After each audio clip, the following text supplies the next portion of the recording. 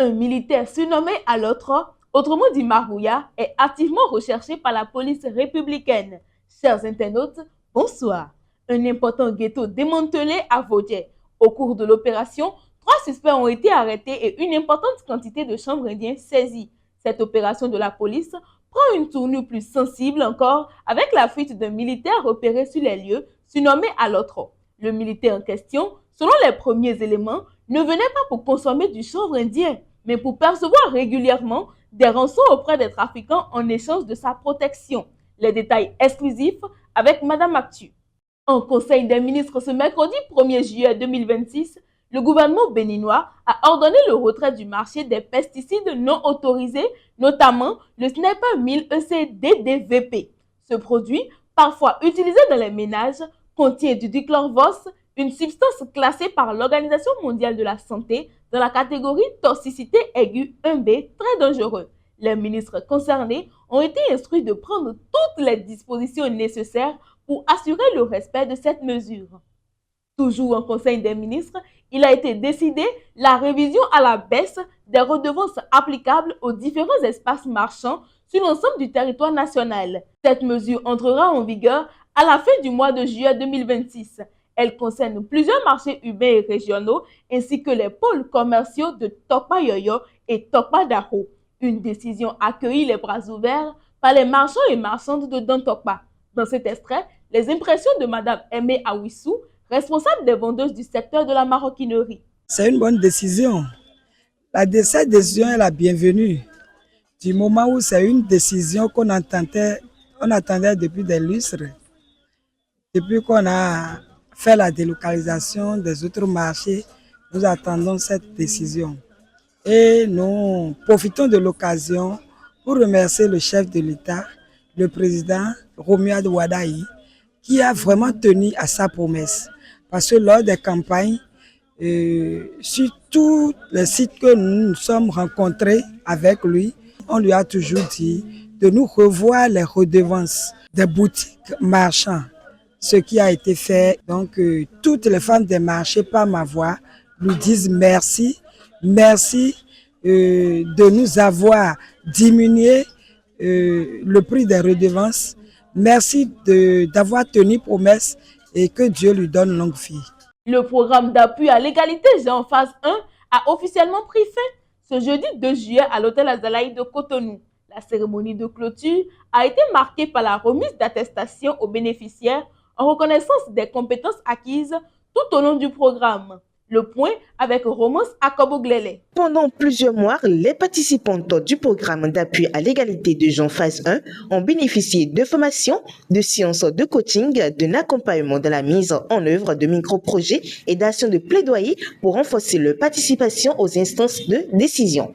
4 ans déjà que le programme d'appui à l'égalité de genre s'attelle aux côtés du gouvernement béninois à capaciter des jeunes femmes engagées politiquement. Ces femmes ont été recrutées dans une dizaine de partis politiques au départ et ont subi un renforcement fait de formation théorique, de coaching et de mise en œuvre de projets personnels. Tout ceci soutenu par un référentiel. Aujourd'hui, nous voulons célébrer ces jeunes femmes courageuses qui sont devant nous. Nous voulons aussi les montrer à la face du Bénin. En effet, depuis 2022, le programme d'appui à l'égalité de genre a travaillé à performer les jeunes femmes en matière de connaissances et compétences sur le leadership politique.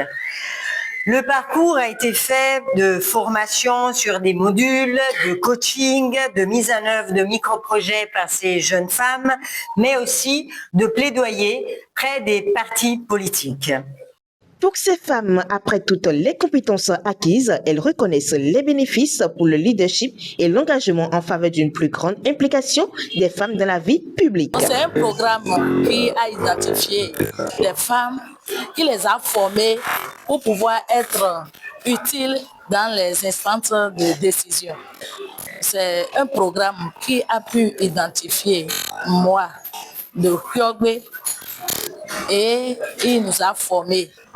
Il nous a formés sur plusieurs thèmes: le leadership féminin, la communication politique, la conciliation des vies politiques, des vies familiales, des vies professionnelles. Ce programme a renforcé notre confiance, développer nos compétences, consolider notre leadership et surtout raviver notre engagement à être des actrices de changement et des ambassadrices du leadership féminin dans nos communautés. Les élus présents à cette cérémonie ont réaffirmé le soutien à la promotion du leadership féminin. Ils plaident pour un engagement accru de l'ensemble des acteurs, notamment des hommes, afin de lever les obstacles et de favoriser une pleine contribution des femmes au développement du Bénin. Ici, ce n'est pas seulement le renforcement du leadership féminin. Investir dans les femmes, c'est investir dans le développement du Bénin. Ici, nous formons des femmes. Ces femmes-là deviennent autonomes, elles entreprennent, elles créent de la richesse. Et quand la richesse est créée, je crois que c'est toute une famille qui en profite, c'est toute une communauté qui en profite.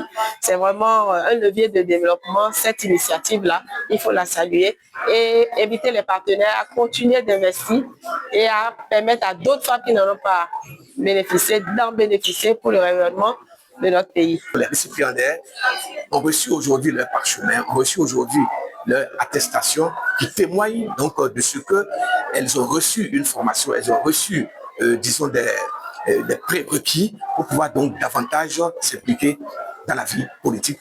Avec cette première cohorte désormais formée, le programme d'appui à l'égalité de genre, phase 1, marque une étape dans la promotion du leadership féminin. Les participantes repartent avec des compétences renforcées et la conviction de contribuer davantage à la gouvernance et au développement de leur... Terminons ce bulletin avec ce fait divers.